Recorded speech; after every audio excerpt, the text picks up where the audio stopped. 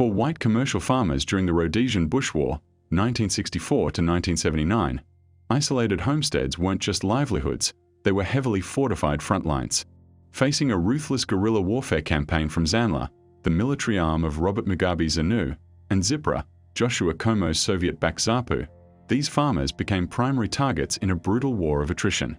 Infiltrating from safe havens in Mozambique and Zambia, these highly trained insurgents used deliberate tactics of terror, including farm ambushes, arson, and psychological warfare, to cripple the economy and break white resolve. Yet against overwhelming odds, these Rhodesian farmers engineered some of the most brilliant, desperate, and unorthodox counterinsurgency tactics and improvised defense weapon systems in military history to survive. By the mid-1970s, after the pivotal Altina farm attack on December 21, 1972, where ZANLA cadres under Rex Nongo cut telephone lines, raked the debauched Grey family's home with gunfire and RPG, and wounded a young girl, the illusion of safety vanished. Farmers across Centenary, Mount Darwin, the Eastern Highlands, and Matabeleland transformed their homesteads into veritable fortresses that would not have looked out of place in a colonial police post or a World War I trench system.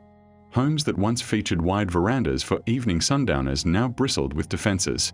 Windows were sandbagged or fitted with steel shutters. Outer walls were reinforced with concrete or double brick.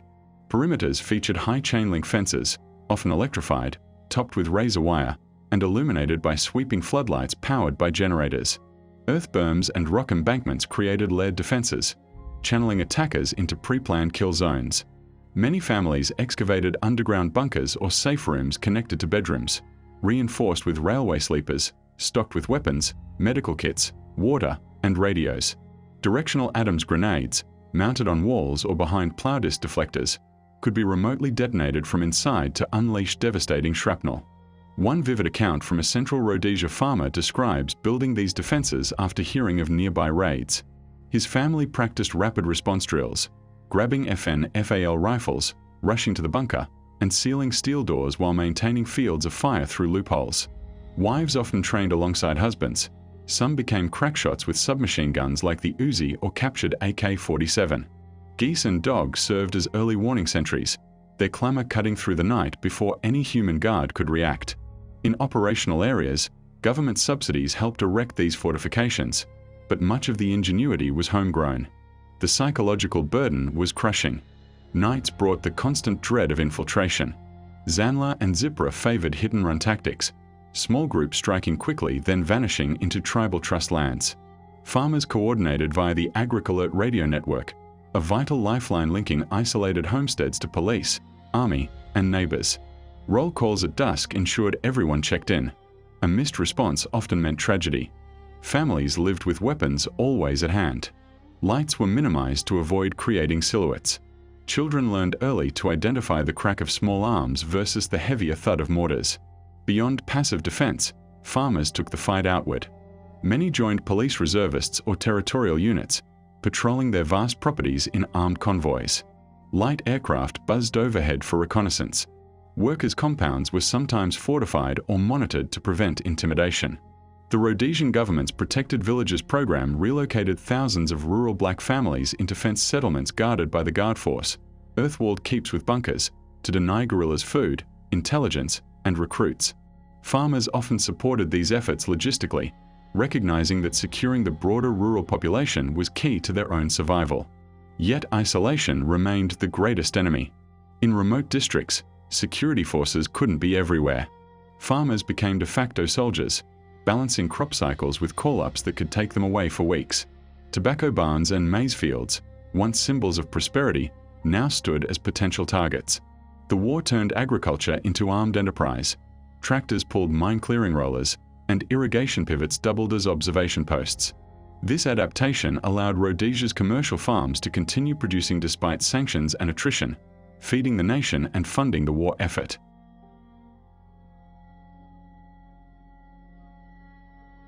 Darkness fell like a shroud over the Rhodesian bush, bringing with it the most intimate horrors of the war. For roughly 8 years in the conflict's peak, countless farming families retired not to peaceful slumber but to a state of armed readiness. A loaded rifle, frequently the reliable 7.62mm FN/FAL or a shotgun, rested beside the bed, within instant reach. Next to it, A radio tuned to the emergency net hummed with static and coded traffic. This was no occasional precaution. It was nightly ritual born of grim experience. Insurgents attacked under cover of night. The Farson family's ordeal in 1973 exemplified the terror. Machine gun fire ripped through their bedroom windows as they slept. Bullets shredded bedding, and Farson was grazed but survived by playing dead while her husband returned fire. Telephone lines were routinely severed, isolating victims. Families learned to sleep lightly, one ear cocked for unusual sounds, the snap of a branch, muffled footsteps, or the sudden silence of wildlife. Wives and mothers often stood guard, submachine guns across their laps, while husbands caught fitful rest between patrols. Children absorbed this reality young. One account from a boy growing up on a northeastern farm recalls sleeping near parents, clutching a toy gun, forbidden from turning on lights lest it draw fire. School holidays meant contributing to defenses, helping stack sandbags, checking fences, or learning basic first aid. The war blurred generations. Teenagers manned observation posts or carried messages. Nighttime drills simulated revs, attacks, teaching everyone to consolidate in the safe room and fight from prepared positions. Dawn brought the dangerous ritual of mobility. Landmines were ZANLA and ZIPRA's most effective weapon against rural traffic, disrupting supply lines and instilling fear. Dirt roads were sown with TM-46 anti-tank mines, often boosted with extra explosives. A single detonation could destroy a standard Land Rover, killing or maiming occupants with blast and fragmentation. Rhodesian engineers and farmers responded with remarkable innovation under sanctions. The Leopard armored vehicle, designed by Ernest Conchal and produced locally from 1975, featured a distinctive V-shaped hull to deflect blasts upward. Hundreds were built for civilians and forces alike. Ordinary vehicles received ad hoc upgrades: sandbagged floors, water-filled tires to absorb shock, rubber conveyor belting in wheel wells, and reinforced chassis. Crocodile and Kudu variants offered heavier protection. Travel occurred in convoys with military escort where possible, vehicles spaced to limit damage from a single mine. Drivers scanned for telltale signs: freshly turned soil, disturbed vegetation, or command wires. No journey was routine, but the school run epitomized the madness. In high-risk areas, children traveled in armored buses or escorted convoys. Parents or hired guards, weapons ready, navigated these routes daily. Kids huddled inside, sometimes participating in radio checks or keeping watch. One mother described the tension: hearts pounding at every bump, prayers whispered as the vehicle crested rises where ambushes were common. Arriving safely at boarding school brought relief, only for the reverse journey to loom. These weren't commutes, they were tactical insertions through enemy-threatened territory. Farmers extended ingenuity further. Some rigged farm roads with their own countermeasures or used rollers to detonate mines preemptively. Aerial patrols in small planes spotted infiltrators. Intelligence sharing with Special Branch and Sealer Scouts helped preempt attacks. Loyal farm workers were sometimes armed or organized into defense units, though trust issues persisted amid intimidation campaigns. Women played crucial roles, maintaining radios, tending wounded, and defending homesteads during call-ups. Their courage under fire sustained morale. The cumulative strain was immense. Thousands of farms faced repeated threats. Casualties mounted among farmers, families, and workers. Yet resilience shone through.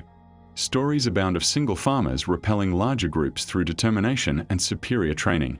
One coffee farmer, badly wounded, loaded his rifle one-handed and drove off 30 attackers. Community support networks provided emotional and practical aid. Protected villages, though controversial, helped stabilize some areas by denying guerrilla sanctuary. Economically, the farmers' defiance was remarkable. Despite emigration, sanctions, and destruction, commercial agriculture persisted, producing vital exports. This came at enormous personal cost: shortened lifespans, traumatized children, abandoned dreams. By 1979, as political negotiations loomed at Lancaster House, many farms lay in ruins or under constant guard.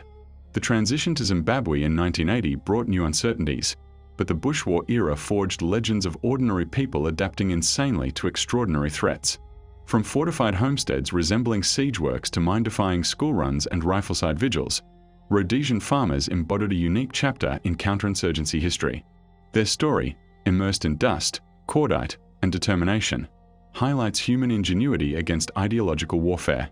In the end, They held the line longer than many thought possible. Their adaptations a testament to the will to protect home, family, and livelihood amid unrelenting terror. The bush still echoes with their vigilance.